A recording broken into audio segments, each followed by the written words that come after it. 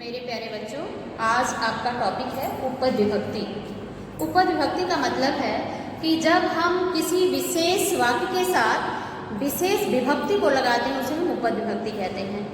और एक सामान्य विभक्ति और कारक क्या होती है, उसके लिए एक निर्धारित होता है, ये नियम होता है कि किस शब्दों के योग में कौन सी विभक्ति का हमको प्रयोग करना है।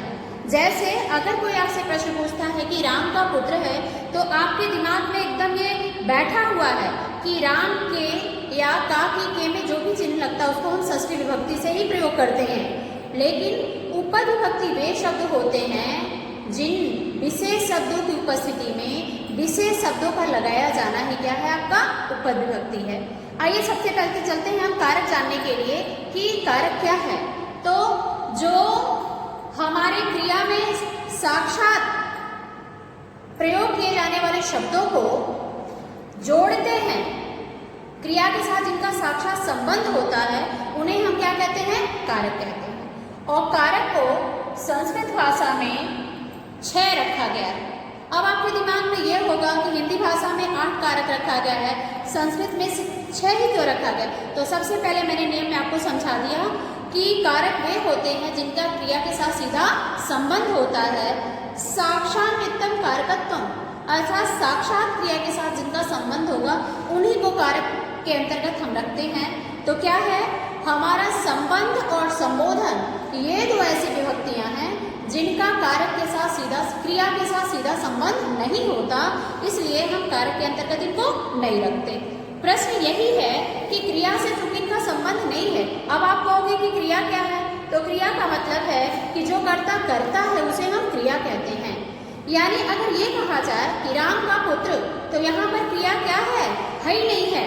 अगर कहा जाए हे राम, तो यहाँ पर भी सिर्फ कर्ता दिखाई दे रहा, क्रिया दिखाई नहीं दे रही है। इसलिए इन दोनों विभक्तियों का अर्थात संबंध और संबोधन का क्रिया के साथ सीधा संबंध न होने के कारण इन्हें हम कारक के अंतर्गत नहीं रखते। तो सबसे पहले हम चले देखें कारक कितने प्रकार के होते हैं। तो कारक हमारे कितने हैं, हिंदी संस्कृत भाषा में कारकों की संख्या कितनी है, 6। सबसे पहले हम देखेंगे क्या है, कर्ता। कर्ता कारक का चिन्ह क्या है, ने। फिर क्या है, कर्म, को।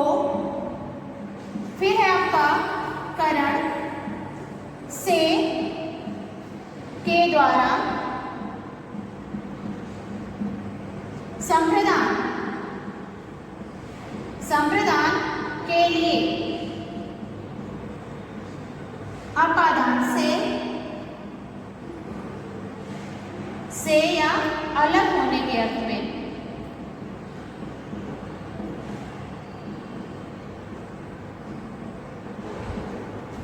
और फिर क्या है, संबंध कारक। संबंध में क्या है, का, की, के। फिर क्या है, संबोधन। संबोधन में क्या है, संबंध की बात क्या है आपका, अधिकरण कारक। अधिकरण कारक में पर, ठीक। यानी कि कारकों की संख्या कितनी है, तो कारक के हिसाब से क्या है, कारकों की संख्या कितनी है, 8। संबोधन क्या कहता है, जब हम किसी व्यक्ति को संबोधित करते हैं तो उसको संबोधन कहा जाता है, हे, हो, अरे, रे। ये आपके कारक हैं जिनके अंतर्गत हम क्या लगाते हैं, हर कारक का अपना एक चिन्ह होता है। जब हम अनुवाद बनाते हैं तो इन्हीं कारकों की सहायता लेकर के हम उस अनुवाद को बनाने का प्रयास करते हैं। जैसे किसी ने कहा कि राम खाना खाता है, तो तुरंत हम समझ जाएंगे कि राम क्या है, करता है। और अगर कोई पूछे कि अगर ये राम करता है तो इसका चिन्ह क्या होगा, तो तुरंत हमारे दिमाग में आना चाहिए राम ने। चूंकि उस वाक्य में ने क्या हुआ है, छिपा हुआ है, इसलिए हम ये भी समझने का पूरा प्रयास करेंगे कि राम खाता है तो कौन खाता है, राम ने खाता है। तो इसमें प्रथमा विभक्ति ही हम अप्लाई करेंगे और सीधे इस वाक्य को लिखेंगे क्या, रामः खादति। अब आप फिर प्रश्न करोगे कि यहाँ पर राम क्यों लिखा गया, क्योंकि कर्ता क्या है, राम है और राम का चिन्ह क्या है, ने है, इसलिए यहाँ पर राम एकवचन का लगा और खादति क्रिया भी क्या हो गई, एकवचन की हो गई। आइए फिर हम चलते हैं, क्या है, कर्म का चिन्ह क्या होता है, को। ठीक है। राम घर को जाता है, ऐसा नहीं लिखा जाता, राम घर जाता है। अगर ये वाक्य आपको बनाने के लिए कहा जाता है तो सीधे लिखोगे रामः गृहं गच्छति। प्रश्न ये उठा है कि गृहं में द्वितीय व्यक्ति क्यों लगाया गया, तो सीधी सी बात है, कर्म में हमेशा द्वितीय व्यक्ति का प्रयोग होता है, इसलिए यहाँ पर हमने द्वितीय व्यक्ति लगाया। अगर यही होता कि दो राम घर को जाते हैं तो घर तो एक ही है, यानी दो राम का दो घर तो अलग अलग होगा नहीं, तो यहाँ पर अगर कर्ता दो होता, राम और श्याम होता, तो शायद परिवर्तन हो जाता आपके कर्म में, तो कर्म आपका दो वचन का हो जाता, यानी कि कर्ता अगर दो है तो आपका कर्म भी क्या होगा, दो होगा। ये जरूरी नहीं है कि कर्म एक ही होगा, कर्ता दो होंगे। तो इसके आधार पर गृह में विभक्ति परिवर्तित हो सकती थी, लेकिन अगर कर्ता एक वचन का तो क्रिया भी क्या होगी, एक वचन की ही होगी। आइए चलते हैं करण। करण का मतलब क्या होता है, से, के द्वारा, अर्थात कर्ता के द्वारा जो भी कोई काम किया जाता है वो कोई हेतु होता है उसके करने का, और उस कोई न कोई एक साधन होता जिसके द्वारा उस कार्य को संपादित करता है। जैसे उदाहरण के लिए कि राम ने रावण को मारा। किसने मारा, राम ने मारा, इसलिए सीधे लिखेंगे रामः। किससे मारा, बाणेन, बाण से मारा, इसलिए हमेशा तृतीया विभक्ति लगाएंगे। हेतु था किससे, बाण से मारने का, इसलिए यहाँ पर करण कारक में तृतीया विभक्ति हुई। ऐसे ही हम कारक चिन्हों के अनुसार हम अपने वाक्य को परिवर्तित करते हैं और यहाँ ये पहुँचते हैं कि वाक्य बनाने का हमारा जो सुलभ साधन है वो क्या है, तो हमारे कारक है।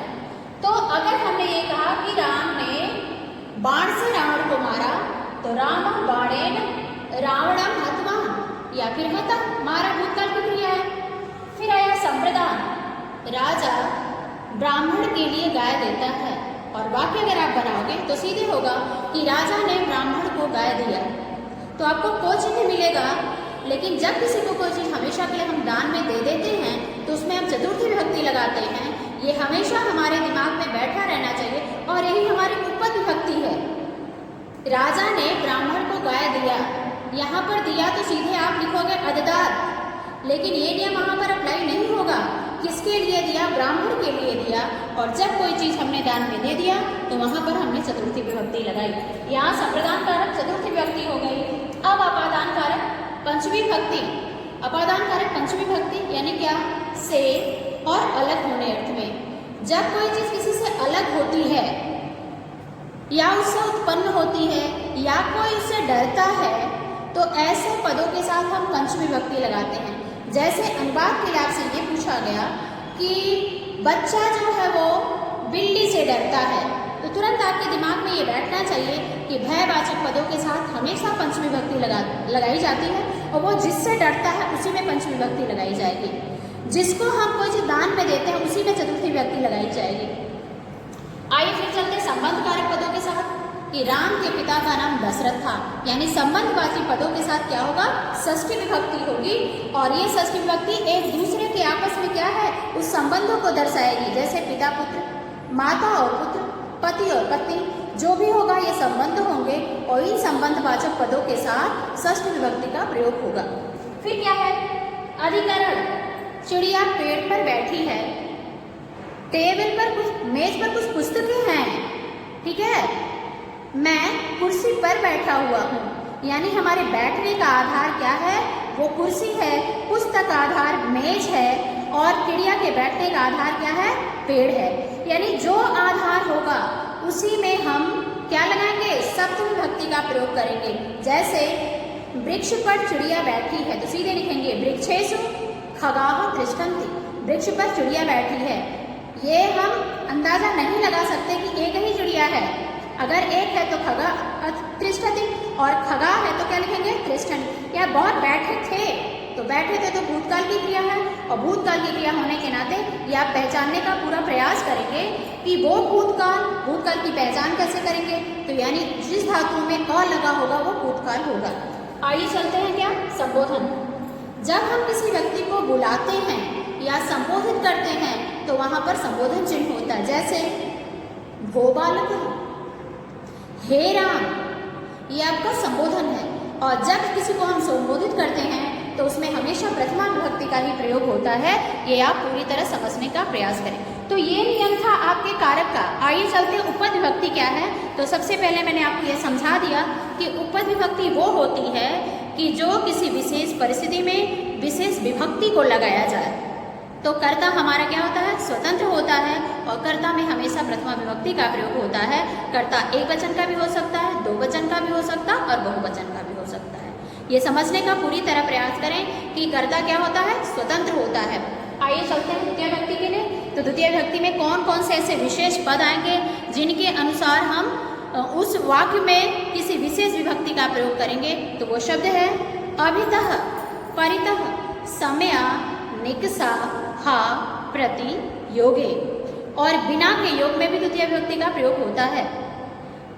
कालवाची शब्दों के साथ, समय और दूरी की निरंतरता बताने वाले शब्दों के साथ भी हम द्वितीय विभक्ति का ही प्रयोग करते हैं।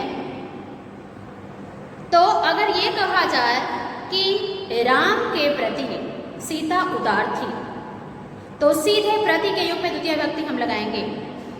गांव के चारों तरफ वृक्ष हैं, अभितः, परितः, समया, निकषा। अभितः का मतलब होता है दोनों तरफ, परितः का मतलब होता है चारों तरफ, और सर्वतः का मतलब भी होता है चारों तरफ। तो इन सारे शब्दों के योग में हमेशा क्या लगाएंगे हम, द्वितीय विभक्ति। फिर एक बार हम आपको बताने का प्रयास कर रहे हैं कि अभितः, परितः, समया, निकषा, हा, प्रति, योगे, इन शब्दों के योग में हमारी कौन सी विभक्ति अप्लाई करेंगे, द्वितीय लगाएंगे। और फिर क्या है, बिना। बिना के योग में भी द्वितीय, तृतीय और पंचमी होती है। जैसे धर्मम बिना जीवनम नास्ति, धर्मेण बिना जीवनम नास्ति, धर्मात्म बिना जीवनम नास्ति। फिर क्या है, तृतीय विभक्ति। तृतीय विभक्ति क्या है, सह के अर्थ में, सार्धम के अर्थ में, साकम के अर्थ में, फिर बिना के अर्थ में, हेतुवाचक पदों के साथ तृतीय विभक्ति का हम प्रयोग करते हैं। ध्यान से सुनिए, सम, सार्धम, साकम, समम, हेतुवाचक पदों के साथ जिससे कोई कार्य किया जाता है, ऐसे शब्दों के साथ। जैसे सह नेत्रेण काणम, वह कैसा है, नेत्र से अंधा है।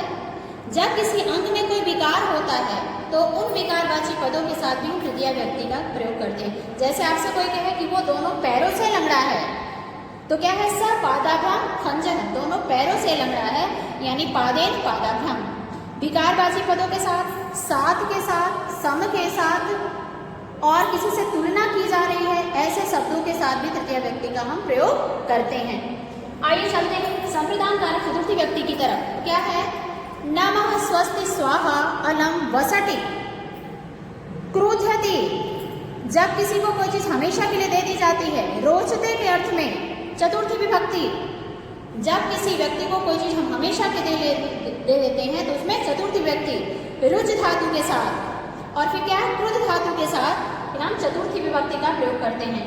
अपादान कारक, प्रौपसर्ग के साथ भू धातु हो, प्रौपसर्ग के साथ भी और रम हो, किसी से कोई चीज उत्पन्न हो रहा हो, डर रहा हो वो व्यक्ति, और क्या है, अलग होने के अर्थ में ये पंचमी विभक्ति, और बिना के योग में भी पंचमी विभक्ति लगती।